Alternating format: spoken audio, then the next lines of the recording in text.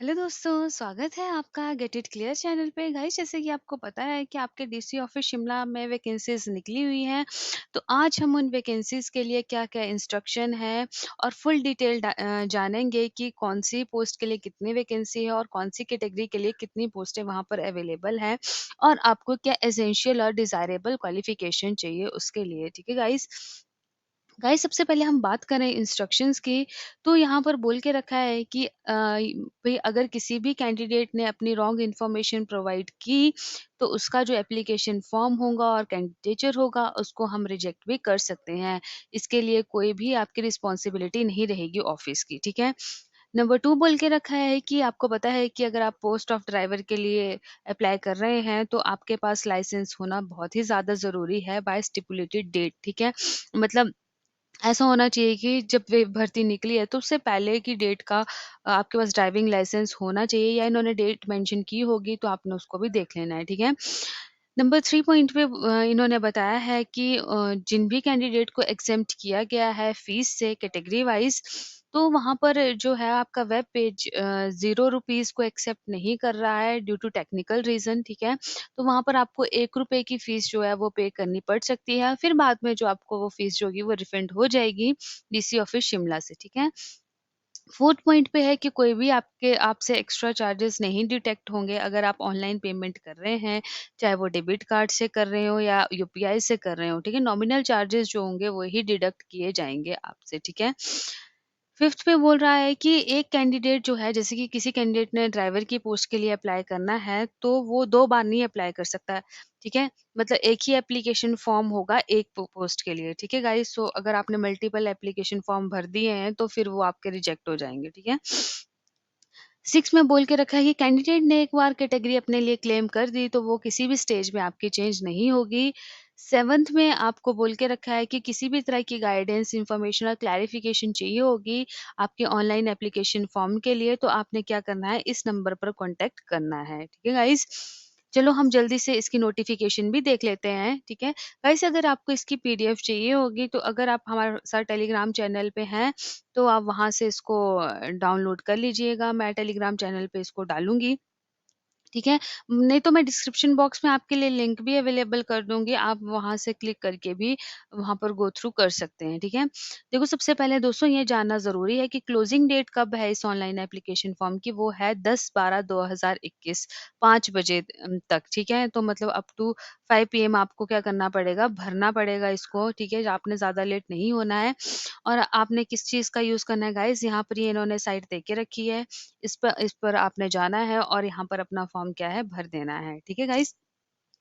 देखो, यहाँ पर किसी के लिए भी यहाँ रिलैक्सेशन नहीं दी दे के रखी है। देखो, सबके लिए यहाँ पर यहाँ डेट भरने की तारीख जो शुरू होगी वो 10 नवंबर 2021 से होगी और 10 दिसंबर 2021 तक चलेगी। यहाँ पर देखो गाइज़, ट्राइबल एरिया और हार्ड एरियाज़ के लिए भी किसी भी तरह की वो नहीं है, छूट नहीं है। ठीक है?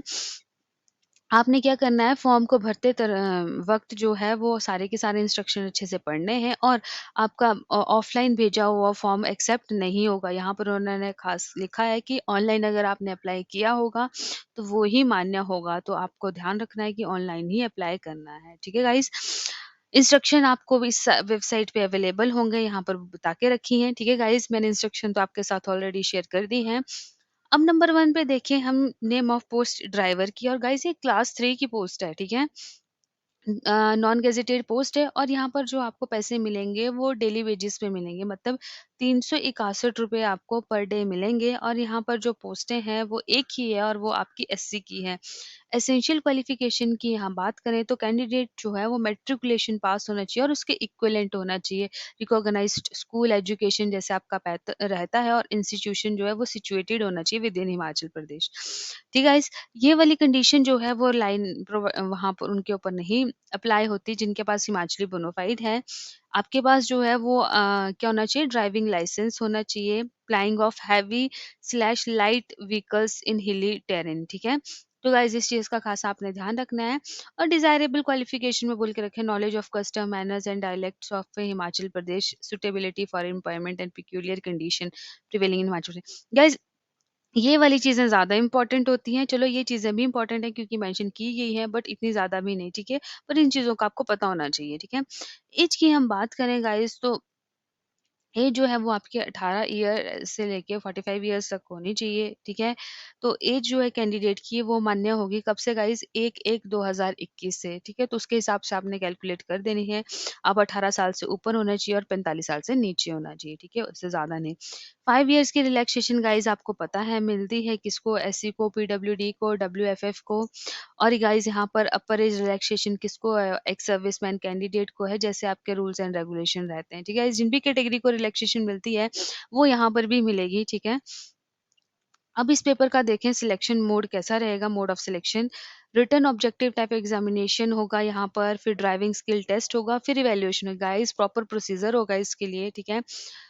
तो यहाँ पर रिटन टाइप ऑब्जेक्टिव टाइप जो एग्जामिनेशन होता है उसके लिए आपसे एमसीक्यू पूछे जाएँगे, ठीक है गाइस? तो वहाँ पर क्या होगा गाइज़, जैसे ही आपका जो ऑब्वियस बात है एमसीक्यू होने के बाद वहाँ से एक मेरिट बनती है, फिर उसके बाद आपका ड्राइविंग स्किल टेस्ट होता है, वो क्वालिफाइंग है नेचर के अंदर, ये उन्होंने बता के रखा है, और फाइनल सिलेक्शन जो होगी वो ऑन द बेसिस ऑफ जो आपने मार्क्स ऑब्टेन किए होंगे रिटन ऑब्जेक्टिव टाइप एग्जामिनेशन में, ठीक है? और ड्राइविंग स्किल टेस्ट और इवैल्यूएशन जो भी होगी, आपके जितने भी पैरामीटर्स वहाँ पर आपके डिपार्टमेंट ऑफ पर्सनल ने बताए हुए हैं नोटिफिकेशन में, उसके बेसिस के ऊपर एक फाइनल मेरिट बनेगी, फिर आपका सिलेक्शन होगा, ठीक है?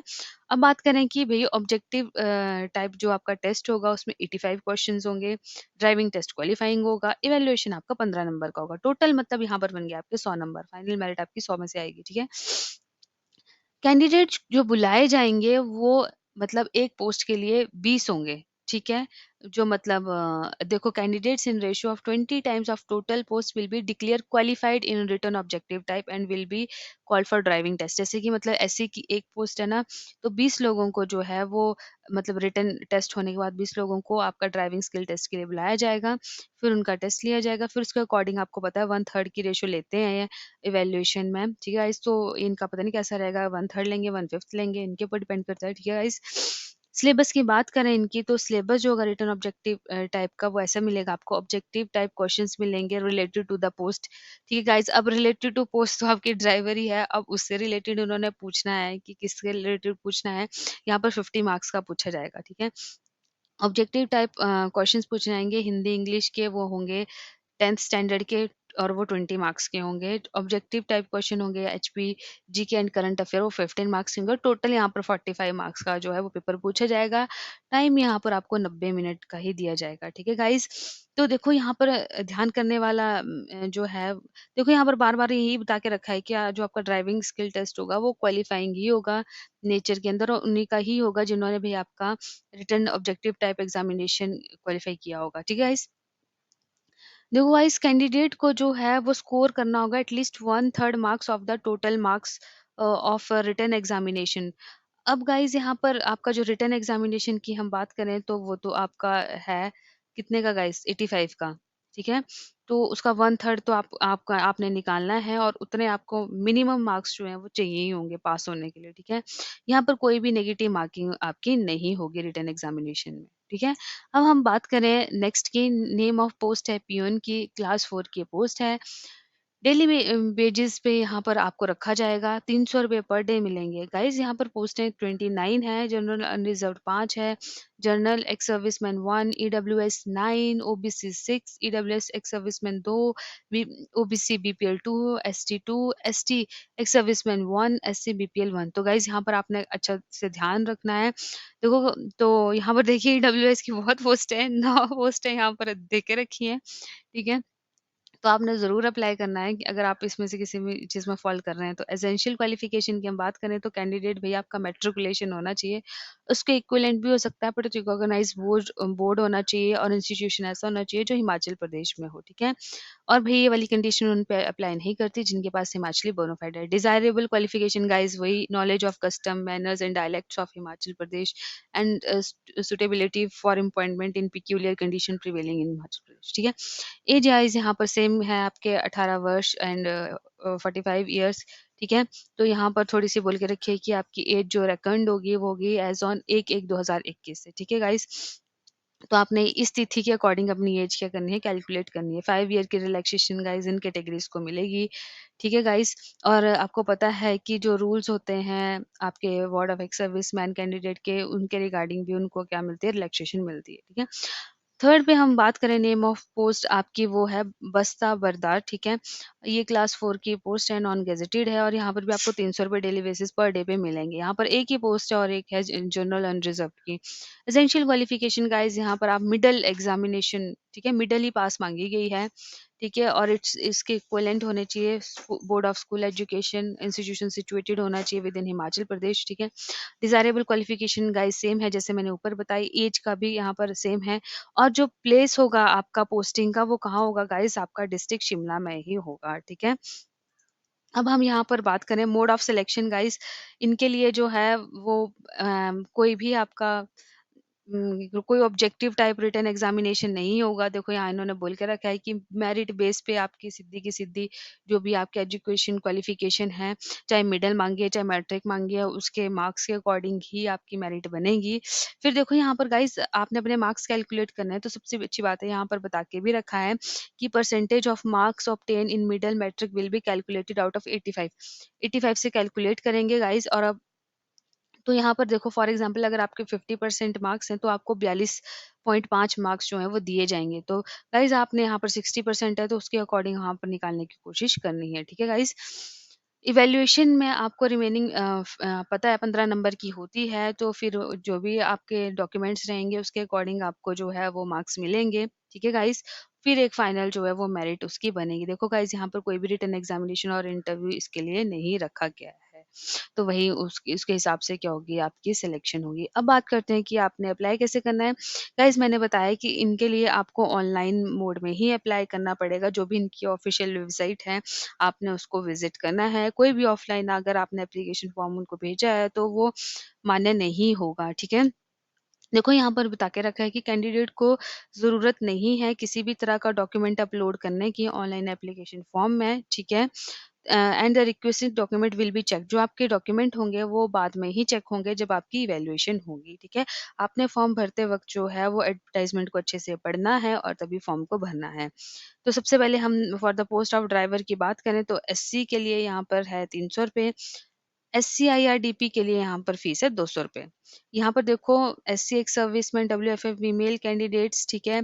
Ex serviceman of HPWFF and female candidates जो हैं वो एग्जेम्प्टेड हैं और जो मैंने आपका फीस का रिगार्डिंग जो आपको पैरा पहले मैंने बताया, वही यहाँ पर मेंशन किया है। For the post of PN और बस्ता बरदार की देखें तो जनरल कैटेगरी के लिए ₹200 फीस है गाइस, ठीक है? SC, EWS, general IRDP, SC, IRDP, OBC, ST के लिए ₹100 है और ex serviceman of HP, WFF, PWD and female candidates के लिए एग्जेम्प्टेड है। ठीक है गाइस? तो मोड ऑफ पेमेंट जो रहेगा आपका वो ऑनलाइन ही रहेगा। ठीक है गाइस?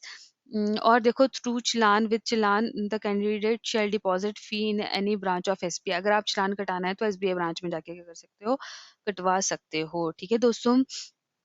तो यहाँ पर आपने ऐसे इसके लिए अप्लाई करना है और यहाँ पर फैसिलिटेशन काउंटर भी बताया गया है कि अगर किसी कैंडिडेट को फॉर्म भरते टाइम किसी भी तरह की दिक्कत आ रही है तो उन्होंने इन कॉन्टैक्ट नंबर पर कर देना है। जो रिजेक्शन होगी एप्लीकेशन फॉर्म की गाइज़ वो तब भी वो होगी आपकी ऑफ़िशियल वेबसाइट पर ही बताई जाएगी, ठीक है गाइज़? देखो यहाँ पर बोल के रखा है कि rejection of application form of the candidate will be upload on the official website. कोई भी सेपरेट इंटीमेशन आपको इसके रिगार्डिंग नहीं भेजा जाएगा बाय पोस्ट, ठीक है? अगर हम एडमिट कार्ड देखें for the written examination driver के लिए, वो या तो आपको बाय पोस्ट भेजा जाएगा या तो आपको ईमेल पे वहाँ पर अपलोड होगा, ठीक है? तो अगर इन केस अगर आपको एडमिट कार्ड जो है बाय ईमेल आता है तो कैंडिडेट को उसका प्रिंट आउट जो है वो निकलवाना पड़ेगा और वहाँ पर अपनी जो है लेटेस्ट पासपोर्ट साइज़ फ़ोटो जो है वो एडमिट कार्ड पे लगानी पड़ेगी, ठीक है? उसको गेज़ेटेड ऑफ़िसर से क्या करवाना पड़ेगा, अटेस्ट भी कराना पड़ेगा, ठीक है?